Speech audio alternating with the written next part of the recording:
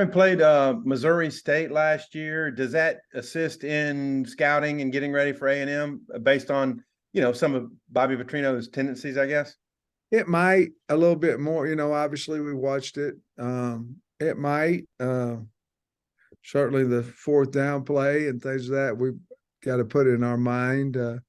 But Missouri State's quarterback was mobile as well as what Luke is. So, or excuse me, Max is. And so we'll see. But yeah, we have looked over that to see what some of his tendencies might have been and how they relate to the team that he's coaching this year.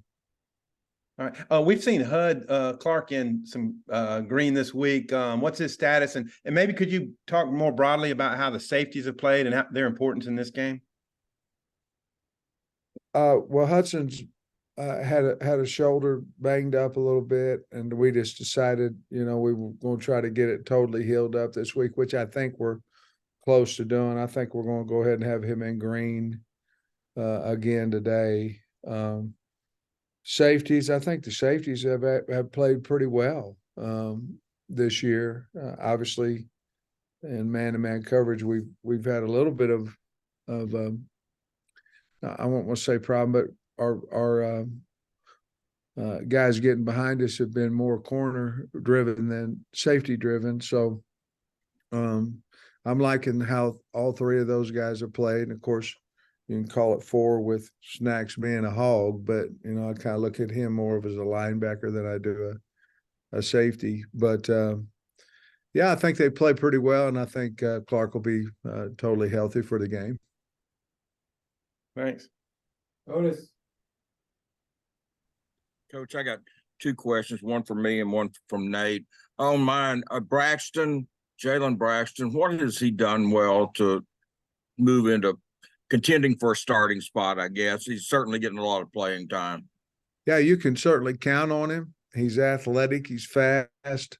The game's really important to him.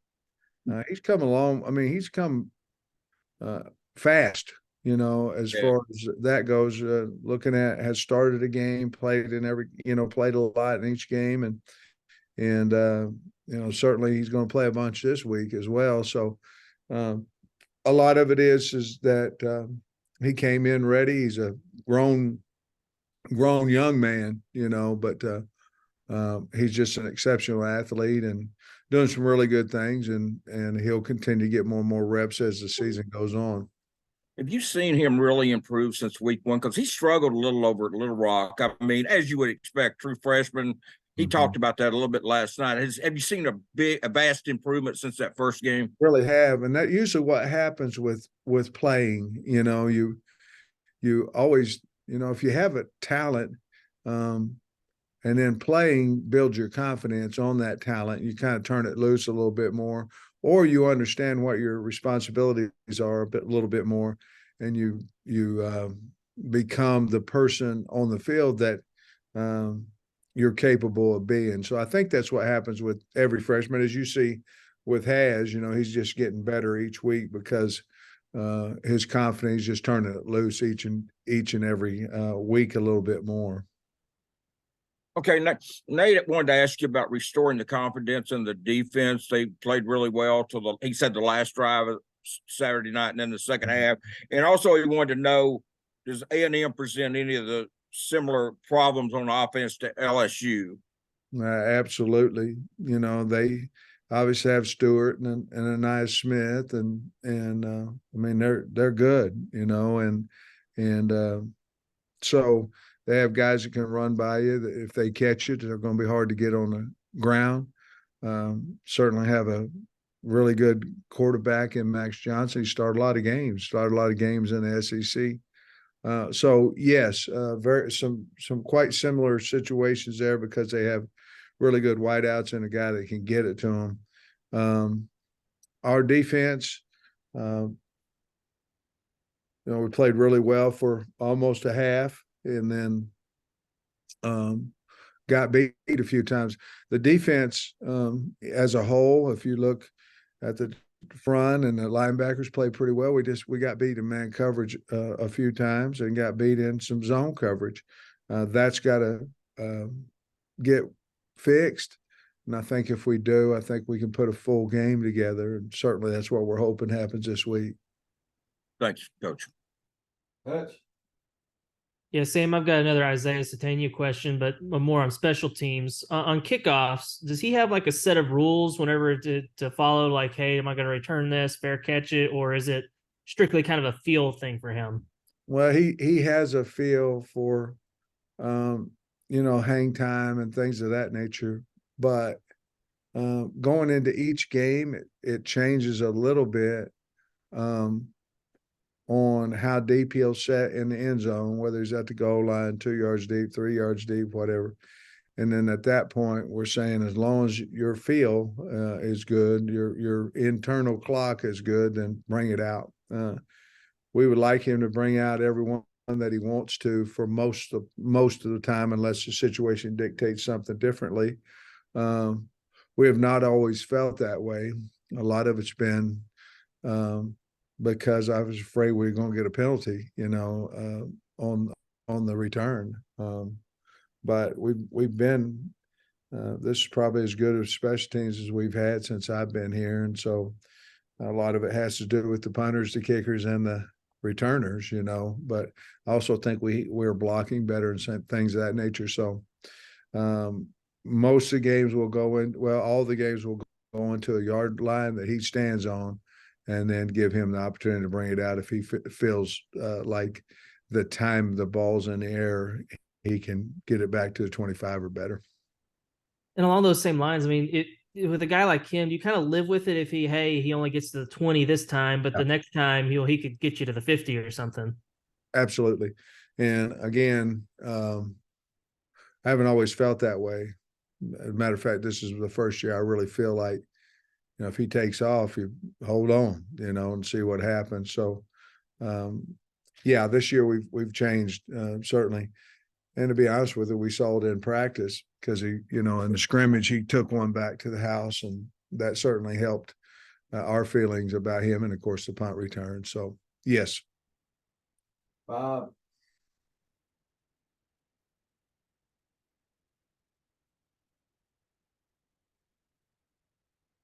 I think you're still muted, Bob.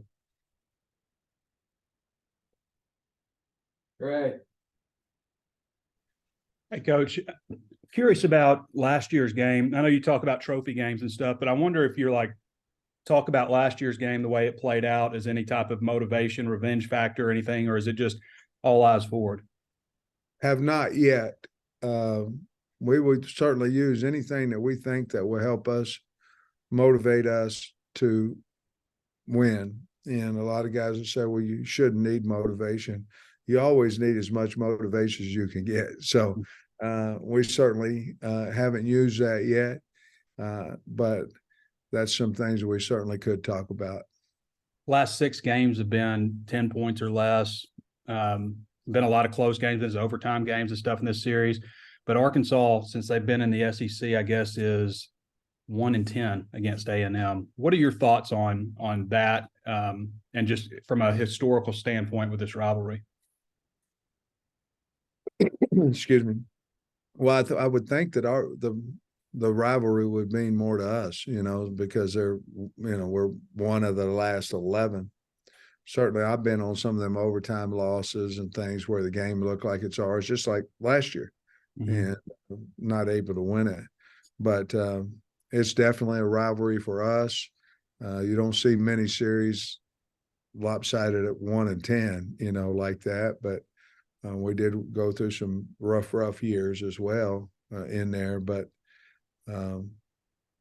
I think that if we can get a lead, we got to figure out how to extend the lead and not try to just hold on to it. And I think we certainly tried that last year, and I thought there at the end of the game we were going to score. I didn't know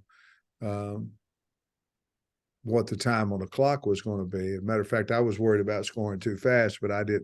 At that point, we were running the clock, and I just wanted to score, and then we had the errant snap that killed a lot of that stuff. So hopefully decision making and all that stuff will be as good as it possibly can be, and we'll come out on top. But the rivalry for us has to be more than for them, just simply because I don't know how much you can truly respect an opponent that you've beaten 10 out of 11 times.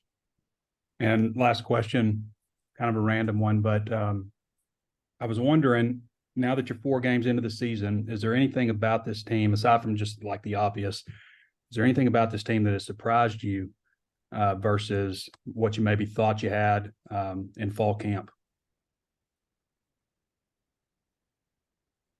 Well,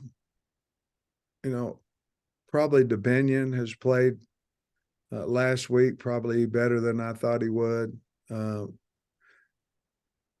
I felt like our offensive line would be cohesive by this time, but it's hard because we haven't been healthy up there. I look for that to certainly improve. We are a hard playing football team. Us playing smart has been something that has surprised me, because I did not think that we wouldn't play smart. And we sometimes, with all these pre-snap things, we're not playing smart. But I felt like most of it, I knew what we had. Our wide receivers are playing better than I thought they would in the spring. Probably about what I thought they would once fall camp concluded, to be honest with you. Thanks, Coach. Bob. Hey, Sam, I think I got it figured out. I don't know what was going on there, but hey, KJ is tied with Matt Jones for, I guess, most touchdowns accounted for passing and running. I don't know if you ever got to see Matt play or watch film of him, but if you had any thoughts on Matt and the kind of player he was, and then maybe what it says about KJ, he's on the verge of breaking the record that Matt's held for a long time. Matt Jones was an incredible competitor. I mean, that's what I remember about him, and gave you a chance to win, sort of like KJ gives you a chance to win each and every week. And both of them were very strong, making things happen, sometimes not out of nothing, but out of almost nothing, and making big plays. And KJ, to be able to have an opportunity to break that record shows how valuable and how important he is to our football team, and what kind of a competitor and athlete he is too. But both of them great leaders and great competitors from what I saw of him. Thanks. Jackson. Yeah, Sam, you mentioned last week that you had plans to give Devin Bale some reps at punter. Of course, he only punted it once. I'm just wondering if that plan is in place again, or if, maybe Max is, a success on special teams, he's going to handle the punting duties against A&M. Jackson, I that one there, I wouldn't be surprised if Devin, he punted extremely well yesterday too. I wouldn't be surprised if he gets his opportunities to go out there. I trust him. It depends, obviously depends on how Max is doing as well. But there may be a situation where we put him out there and he, he's awful good at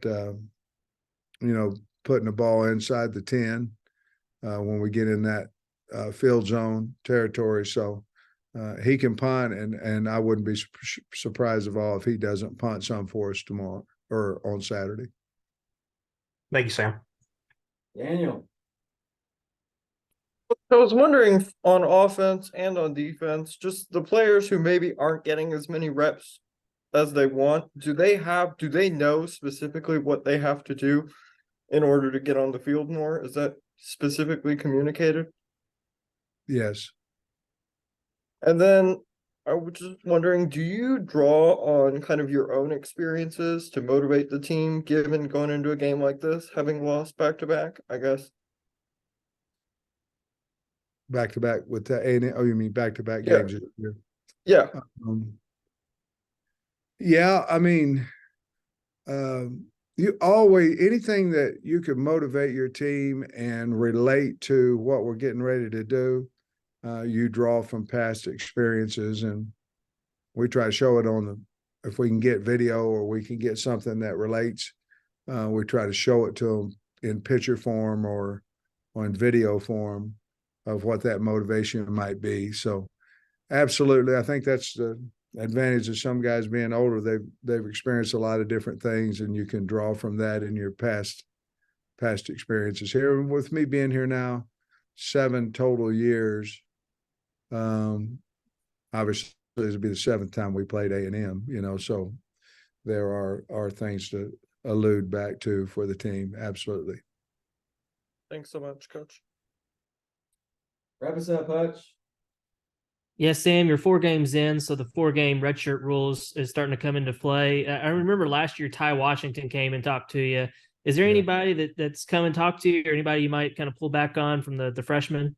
We sat down and talked about it as a staff, and probably not right now. There might be a guy or two that you would want to talk about that hasn't got to that, either via injury or hasn't played yet.